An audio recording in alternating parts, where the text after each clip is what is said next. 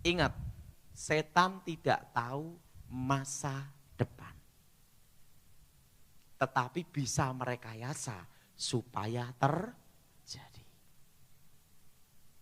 Pertama, karena dia percaya arwah orang meninggal tahu masa lalu dan masa depan. Yang keempat, dipercaya arwah orang yang meninggal tahu rahasia alam. Dan yang kelima, ini yang parah. Dipercaya arwah orang meninggal lebih jujur daripada orang hidup. Dianggap lebih apa? Jujur. Coba mimpi ketemu ayahnya yang, wah nak aku susah di sana. Tolong saya ini dikasih ayam ingkung. Karena aku lama tidak makan ayam Kentucky Fried Chicken.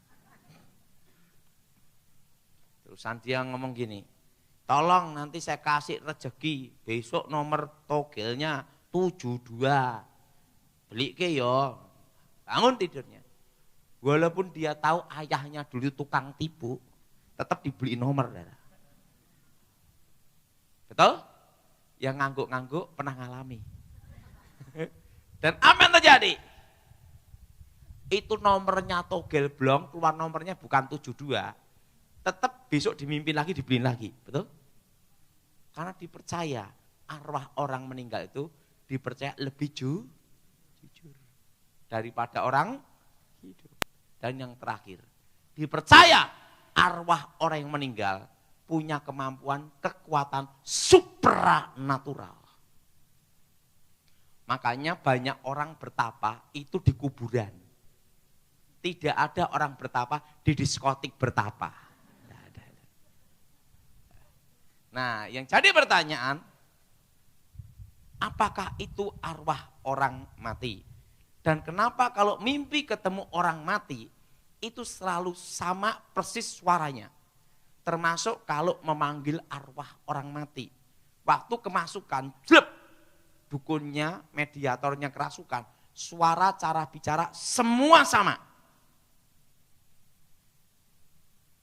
Nah, sekarang tak beritahu rahasianya.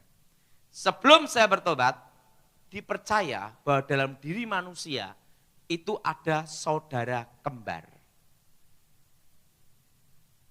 Makanya kalau bayi baru lahir, terutama di Asia, tali pusatnya disimpan di satu tempat. Kalau apalagi di Jawa, disimpan di satu tempat. Setelah itu dikasih minyak tanah sama api, minyak teplok. Nah, pokoknya benda penerang. Setelah itu dikasih kembang setaman. Supaya apa? Kembarannya sang jabang bayi menyertai melindungi sang jabang bayi. Dengan tanda tali pu. Nah, kepercayaan itu sampai sekarang masih ada. Betul? Betul? Nah, yang jadi pertanyaan, apakah di dalam diri manusia ada saudara kembar? Sebelum saya bertobat, saya punya paham itu namanya sedulur papat limo panjer. Bahwa dalam diri manusia ada saudara kembar.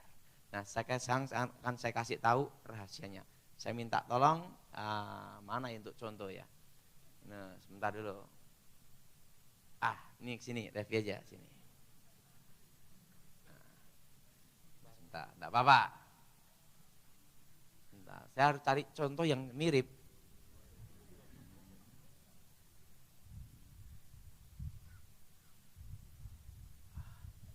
Saya minta Bapak ini aja ke sini, Pak. Ya,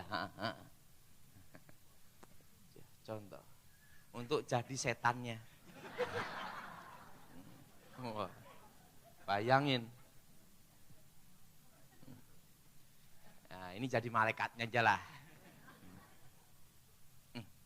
Sini ya. Nah.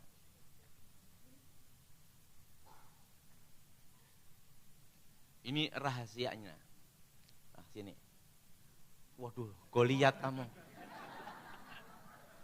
Namamu siapa? Stanley. Nah, Stanley. Saya kasih nama Bejo aja dah. Ingat, ada nama yang sangat artinya bagus sekali. Tetapi kalau orang punya nama itu malu sekali. Itu apa? Bejo. Artinya apa? Coba Teddy kasih nama Bejo. Pasti bingung dia. Sebelum si Bejo sebesar ini, pasti pernah menjadi seorang bayi. Sekarang bayi, enggak mungkin bayi lahir langsung haleluya, bubar. Waktu dia lahir, langsung di sini ada setan. Wah. Kenapa ada setan? Ingat, iblis seperti singa yang mengaum-ngaum mengelilingi kita. Jelas? Jelas? Di sini ada malaikat. Haleluya. Malaikat haleluya ini halilintar. Waktu usia 1 tahun, maka roh setan ini akan membentuk seperti dia 1 tahun. Tapi malaikat tidak berubah bentuk.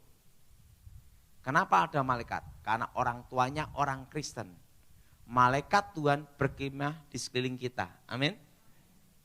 Waktu usia 7 tahun, maka roh ini membentuk seperti dirinya, sama 7 tahun. Tapi malaikat tidak berubah bentuk.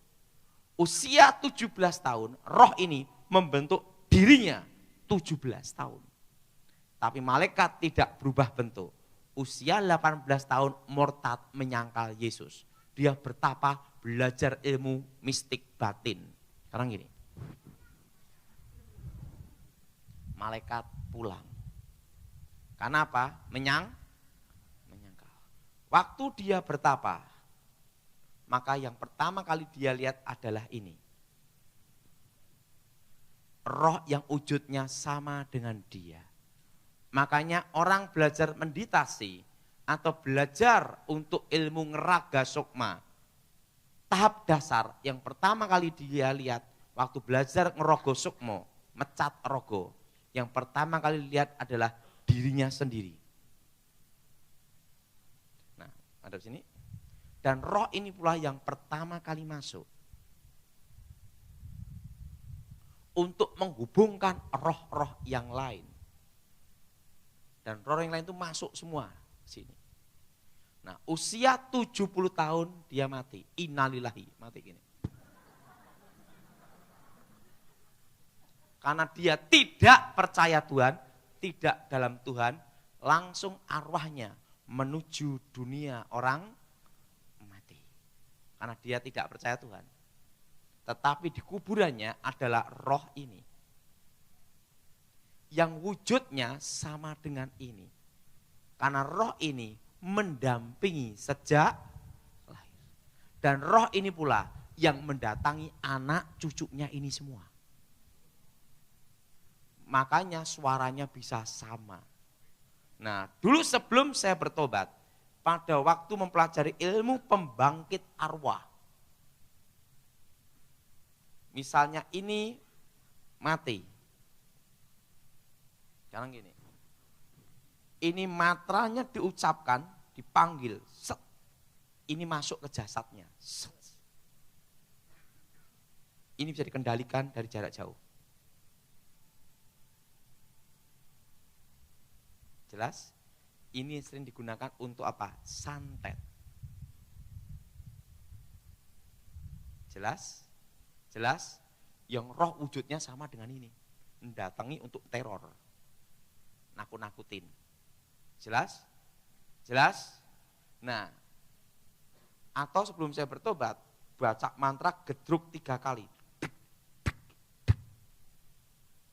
Itu 3 kali. Kalau keterusan 4 kali enggak bisa. Karena sandinya 3. Di alam roh ada passwordnya. Ingat, apa yang dilakukan setan itu menduplikat apa yang dilakukan Tuhan. Ingat, 3 hari Yesus bangkit.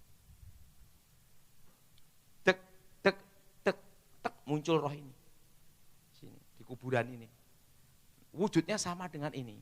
Ya, inilah dulu sebelum saya bertobat yang saya mintain nomor SDSB. Jelas? Nah, apakah ini arwah orang mati? Bukan. Tapi roh setan yang mendampingi dia sejak lahir. Makasih. Jelas? Makanya kalau orang mimpi ketemu orang yang mati, pasti semua sama. Kenapa semua sama? Ingat, roh ini mendampingi yang mati itu sejak dialah, maka dari hobi, cara bicara, semua sama.